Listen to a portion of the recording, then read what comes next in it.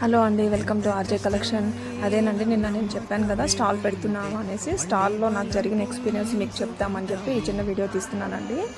ఈ స్టాల్ అయితే స్టార్ట్ చేశానండి. ఫస్ట్ 1 అవర్ అయితే ఎవరు రాలేదు. తర్వాత కొంచెంగా కొంతమంది కస్టమర్స్ అయితే రావడం మొదలు పెట్టారండి.